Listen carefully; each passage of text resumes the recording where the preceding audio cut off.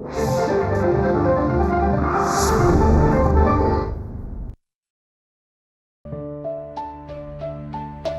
Bed, bed चार.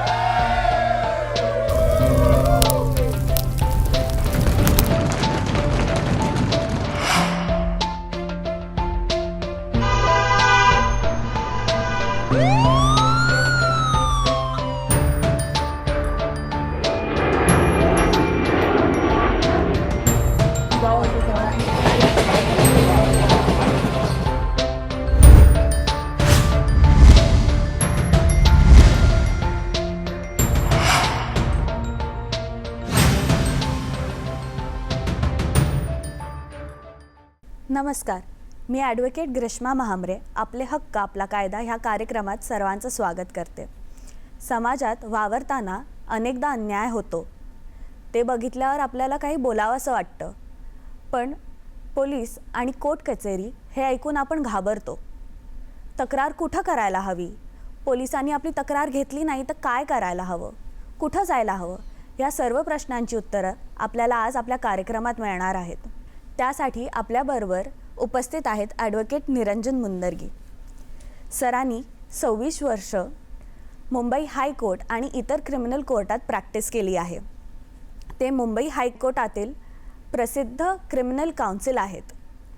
पुण्यातून कॉमर्सची पदवी घेतल्यानंतर त्यांनी न्यू लॉ कॉलेज मुंबई इथून कायद्याचं शिक्षण पूर्ण केलं आणि मुंबई युनिव्हर्सिटीमधून त्यांनी LLM कंप्लीट केलं. ॲडव्होकेट अशोक गुप्ते आणि ॲडव्होकेट अशोक मुंदर्गी ह्यांच्याकडून मार्गदर्शन घेतल्यानंतर सरांनी 2008मध्ये स्वतःची प्रॅक्टिस सुरू केली. आज त्यांच्याबरोबर 21 ज्युनियर ॲडव्होकेट आहेत जे त्यांच्या मार्गदर्शनाखाली काम करत आहेत. त्यांनी आजपर्यंत money laundering, arms act, factories act अशा अनेक केसेस बघितल्यात. Sheena Bora murder case, PNB fraud case, Nirav Modi case अशा महत्त्वाच्या खटल्यात त्यांचा सहभाग आहे. तर अर्णब गोस्वामी, एकता कपूर, सलमान खान अशा महत्त्वाच्या व्यक्तींना त्यांनी रिप्रेझेंट केलं. आजच्या कार्यक्रमात आपलं मनापासून स्वागत आहे सर. सर, आज आपण एका महत्त्वाच्या विषयावर बोलणार आहोत, ज्याविषयी प्रत्येक नागरिकाच्या मनात अनेक प्रश्न असतात. एखादा गुन्हा घडल्यावर सामान्य माणूस गोंधळून जातो, तर त्यांनी तक्रार करण्यासाठी कोणाकडे जायला हवं? स्थानिक पोलीस स्टेशन की इतर काही पर्याय आहेत? मुळात माझं असं म्हणणं आहे की कायदा म्हणजे काय असतं तर एक कॉमन सेन्स ह्याच्यावर कायदा बनवला गेलेला आहे. इंडियातला भारताचा कायदा जो आहे किंवा संविधान आहे हे कॉमन माणसासाठी बनवलेलं कॉमन सेन्सवर बेस्ड कायदा आहे. त्यामुळे जेव्हा आपल्याला एखादा आपल्या बाबतीत किंवा कुणाच्याही इतरांच्या बाबतीत जेव्हा एखादा गुन्हा होतो त्यावेळी तो गुन्हा हा पहिल्यांदा लॉजिकली कुठं रजिस्टर झाला पाहिजे तर पोलीस स्टेशनमध्ये. तर कुठल्याही माणसाच्या बाबतीत किंवा कुठल्या इतरांच्या बाबतीत जर का एखादा गुन्हा झालेला आपल्याला दिसला तर त्याची नोंद ही पहिल्यांदा पोलीस स्टेशनला केली पाहिजे. तिथं जर का नाही झाली तर कोर्ट तर आपल्या मदतीला असतंच. कायद्यात 2 प्रकार असतात, कॉग्निझेबल ऑफेन्स आणि नॉन कॉग्निझेबल ऑफेन्स. ह्यांचा अर्थ काय? आपल्या प्रेक्षकांना काय सांगाल? ओके, कॉग्नायझेबल आणि नॉन कॉग्नायझेबल म्हणजे सामान्य मराठी भाषेत आपण जर का आपण ह्याचा विचार केला तर दखलपात्र किंवा अदखलपात्र म्हणतो. एखाद्या गोष्टीची आपण जेव्हा दखल घेतो त्याला आपण दखलपात्र म्हणू आणि एखादी गोष्ट आपण इग्नोर करतो, त्याची दखल घेत नाही, त्याला अदखलपात्र अर्थात नॉन कॉग्नायझेबल म्हणू. तर कायद्यानं पण असे 2 प्रकारचे गुन्हे दिलेले आहेत. एक असतो तो खूप सिरियस गुन्हा असतो, त्याची दखल घेणं जरुरी आहे. तर असे गुन्हे म्हणजे मर्डर असेल, 302 असेल मर्डर किंवा बलात्कार वगैरे असे जे सिरियस गुन्हे असतात ते दखलपात्र असतात. ते जर का एखाद्याच्या विषयी काहीतरी बोललं गेलं आणि त्यानं तो माणसाच्या भावना दुखावल्या गेल्या तर त्याला आपण डिफेमेशन वगैरे म्हणतो, ते अदखलपात्र. किंवा चेक बाउन्सिंगची केस ही अदखलपात्र असते. याची नोंद तुम्ही दोन्ही गुन्ह्यांची नोंद पोलीस स्टेशनला करू शकतात. पण जे दखलपात्र गुन्हे असतात, कॉग्नायझेबल गुन्हे असतात, याची दखल पोलिसांना घेऊन त्याच्यावर ॲक्शन घेणं हे पोलिसांची जबाबदारी असते. त्यात हा फरक आहे. आणि जे अदखलपात्र असतात त्याची पोलिसांनी जरी नोंद करून घेतली तरी त्याच्यावर इन्व्हेस्टिगेशन मॅजिस्ट्रेटच्या त्याच्या सांगण्याशिवाय करू शकत नाही. त्यामुळेच हा फरक आहे दखलपात्र आणि अदखलपात्र. अनेकदा तक्रार नोंदवून घेण्यासाठी पोलीस नकार करतात किंवा कधीकधी आरोपी वजनदार असतो, तर अशा वेळी त्याच्याकडे काय उपाय असतात? आहे, नक्कीच उपाय आहेत. हे तुम्ही जे म्हणताय तेही बरोबर आहे की काही वेळेला असं होतं की किंवा काही वेळेला परिस्थिती अशी असते की पोलीस याचा दखल घेत नाहीत किंवा घेतली तरी त्याच्यावर काही ॲक्शन घेत नाहीत. तर अशा वेळी काही वेळेला दखलपात्र गुन्हा असतो पण पोलिसांनी तो अदखलपात्र म्हणून नोंद करून घेतलेला असतो आणि मग पोलीस म्हणू शकतात की नाही आम्ही काही करू शकत नाही, आम्ही तर नॉन कॉग्नायझेबल म्हणून रजिस्टर करून घेतलं आहे. पण अशा वेळी सामान्य माणसाला काहीच उपाय नाही असं नक्कीच होऊ शकत नाही. अशा वेळी हा सामान्य माणूस जो असतो तो कोर्टात जाऊ शकतो. कोर्ट त्याच्या कंप्लेंटची दखल घेऊन त्याच्यावर दोन प्रकारचे, एक तर स्वतः दखल घेऊन आरोपी विरुद्ध समन काढू शकतं कोर्ट, किंवा कोर्ट पोलिसांना डायरेक्शन देऊ शकतं की ह्याच्यात तुम्ही इन्व्हेस्टिगेट करा, ह्याच्या गुन्ह्याच्या तुम्ही नोंद करून घेऊन ह्या गुन्ह्याच्या दखलपात्र म्हणून नोंद करून घेऊन त्याची तपास तुम्ही केला पाहिजे अशी डायरेक्शन मॅजिस्ट्रेट कोर्ट देऊ शकतं. सर, अनेकदा आपण बघतो की लोकांना कळतं की त्यांच्या विरुद्ध पोलिसात कंप्लेंट झाली आहे. ह्यावेळी माणसांनी काय करायला हवं? घाबरून काही वेळी लोक घाबरून पळून जातात किंवा त्यांनी समोरून पोलीस स्टेशनकडे जायला पाहिजे का? पळून जाणे is never a good idea. पळून जाता कामा नये कोणी, कारण कायद्यापासून कुठे पळून जाणार आपण. त्यामुळे त्याच्यापेक्षा आपण कायद्याची मदत घेतली पाहिजे. तर आपण मगाच्या प्रश्नात लक्षात आलं आपल्याला की आपण कंप्लेनंटच्या दृष्टीनं प्रश्न विचारलेला होता की जिथं पोलिसांकडे जाऊ शकतो, कोर्टात जाऊ शकतो. एक्झॅक्टली असं जर का आरोपीच्या विरुद्ध गुन्हा नोंद झाला तर तो कोर्टात जाऊ शकतो. एक म्हणजे तो अँटिसिपेटरी बेल मागू शकतो कोर्टात जाऊन, सेशन्स कोर्टात, आणि तिथं नाही मिळालं तर हायकोर्टात. त्यानं अँटिसिपेटरी बेलला ॲप्लिकेशन करणं हे सगळ्यात महत्त्वाचं. त्याच्या आधी त्याला हे बघायला पाहिजे, अर्थात वकील त्याला मदत करू शकतो की त्याच्या विरुद्ध जो गुन्हा नोंद झालेला आहे तो दखलपात्र आहे का अदखलपात्र आहे. जर का तो अदखलपात्र असेल तर त्याच्यात आरोपीला काही करण्यासारखं काहीच नाही, त्याला घाबरण्याचंच कारण नाही. पण एखादा गुन्हा असतो जो दखलपात्र असतो, ज्याच्यात आरोपीला असं वाटतं की मला खोटं गुंतवलेलं आहे आणि याच्यात मला अरेस्ट होऊ शकते, अशावेळी तो अँटिसिपेटरी बेलला जाऊ शकतो.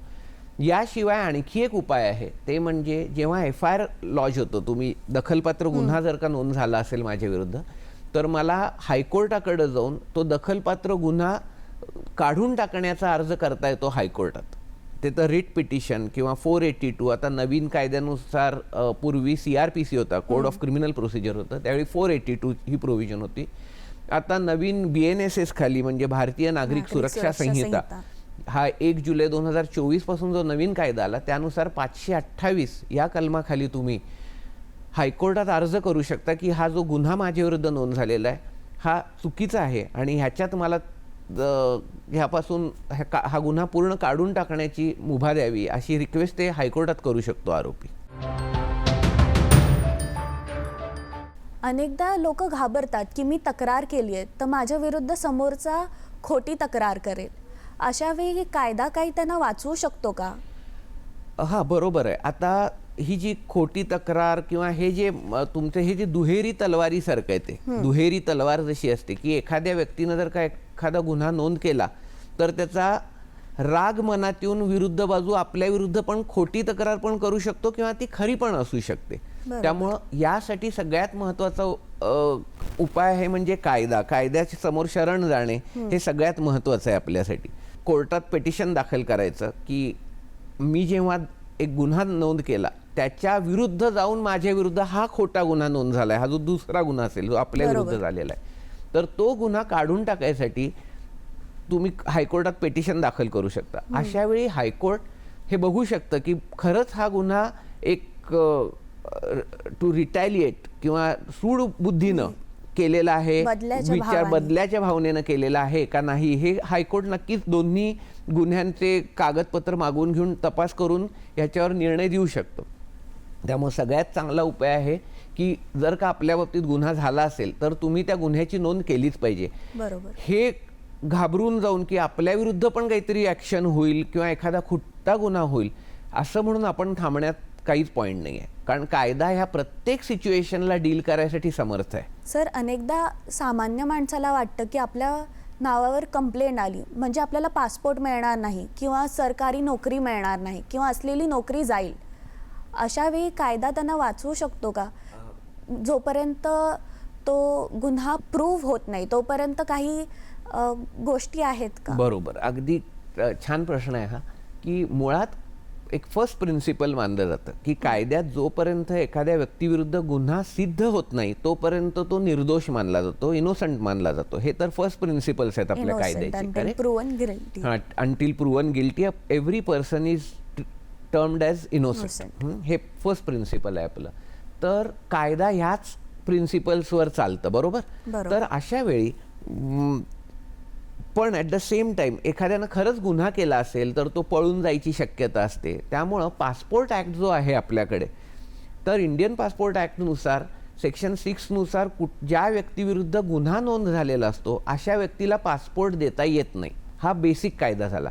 पण याचा अर्थ प्रत्येक गुन्हा नोंद झालेल्या व्यक्तीला पासपोर्ट मिळणारच नाही का? तर उत्तर असं नाही आहे. त्याचं उत्तर असं आहे की 1992 साली आणि त्यानंतर 2022 साली काही गव्हर्नमेंट नोटिफिकेशन इश्यू झाले, ज्यानं कायद्यात थोडी सुधारणा करण्यात आली की 2000 सेक्शन 6 हा जो पासपोर्ट ॲक्टमधला जो प्रोव्हिजन आहे, हा जो सेक्शन आहे, ज्यानुसार कुठल्याही गुन्हेगाराला ज्याच्याविरुद्ध एखादी केस आहे अशा व्यक्तीला पासपोर्ट देता येणार नाही, यापासून थोडे डेव्हिएशन झालं.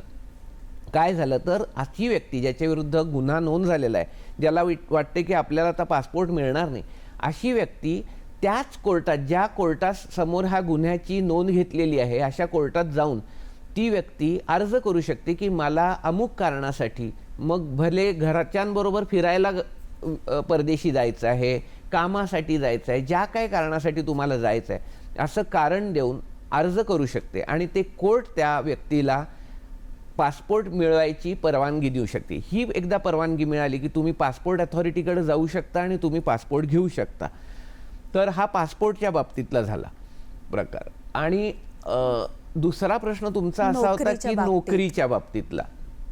तर जी गव्हर्नमेंट नोकरी असते अशात कायदा असा आहे की जो एखादा गव्हर्नमेंट सर्वंट आहे, अशी गव्हर्नमेंट सर्वंट असलेली म्हणजे पब्लिक सर्वंट आपण ज्याला म्हणतो, अशा व्यक्तीला जर का एखाद्या गुन्ह्यात अरेस्ट केली गेली आणि ती व्यक्ती गुन्ह्यात 48 तासाहून अधिक जेलमध्ये, मग पोलीस कस्टडी असेल किंवा ज्युडिशियल कस्टडी, मॅजिस्ट्रेट कस्टडी असं आपण म्हणतो, म्हणजे जेलमध्ये जर का त्याचा 48 तासाहून जास्ती वेळ गेला तर त्याला सस्पेंड केलं जातं, त्याला नोकरीहून काढून टाकण्यात येत नाही. कारण पुन्हा हेच प्रिन्सिपल आहे की जी व्यक्ती जोपर्यंत दोष त्याच्याविरुद्ध सिद्ध होत नाही तोपर्यंत ती निर्दोष मानली जाते.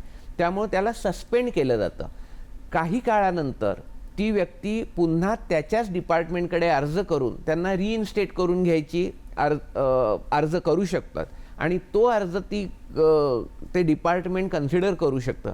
अशा वेळी त्या व्यक्तीला त्यांनी जो गुन्हा केला आहे त्या अनुषंगानं ते डिपार्टमेंट डिसिजन घेते, आयदर त्याला रिइन्स्टेट करून घ्यायचं म्हणजे पुन्हा नोकरीत सामावून घ्यायचं, किंवा जोपर्यंत त्याची शिक्षा पूर्ण होत नाही तोपर्यंत कारणे देऊन की त्याला या कारणांसाठी आम्ही नोकरीत घेऊ शकत नाही आहे असं कारणं देऊ शकतं.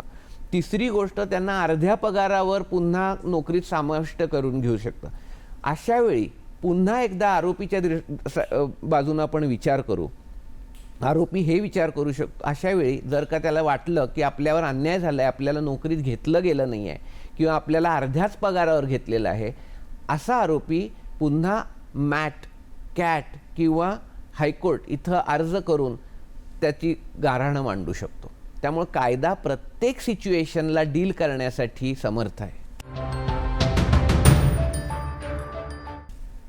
सर, तुमच्या 26 वर्षाच्या करिअरमध्ये तुम्ही अनेक व्यक्तींना भेटला असाल, त्यांचे स्वभाव बघितले असतील, पण अशी कुठली तुमची आवडती केस किंवा अविस्मरणीय केस तुम्ही आमच्या प्रेक्षकांबरोबर शेअर कराल का? 26 वर्षात खरंच खूप वेगवेगळे व्यक्ती बघितले. म्हणजे माझ्या सिनियर्सपासून सुरुवात करीन मी. माझे कलिग्स होते ज्यांनी मला वेळोवेळी मदत केली. माझ्या सिनियर्सचे तर माझ्यावर नेहमीच लक्ष होतं, मी काय प्रोग्रेस करतोय. अजूनही मला माझे सिनियर फोन करून विचारत असतात एखाद्या गोष्टीबद्दल, माझं कुठंतरी नाव आलं वगैरे की लगेच कौतुक करत असतात. काही माझे कलिग्स होते ज्यांनी मला नेहमी मदत करत गेले. आणि आता माझे ज्युनियर्स आहेत किंवा ह्या अनेक लोकांना, ह्याशिवाय जजेस बघितले वेगवेगळे, विरुद्ध बाजूचे लोक बघितले. काही वकील असे होते की ज्यांना केसमध्ये काहीतरी बोलणं झालं की ते मनाला लावून धरायचे. तर काही असे व्यक्ती होते की ज्यांनी केसमध्ये प्रचंड आम्ही एकमेकांशी भांडलो, तरी पण बाहेर आल्या क्षणी त्यांची आणि माझी मैत्री कायमची राहिली. असे अनेक मित्र मिळाले. काही चांगले चांगले जजेस बघायला मिळाले. असे खूप वेगळे आणि अशाच प्रकारे काय अनेक प्रकारचे क्लायंट्स बघायला मिळाले.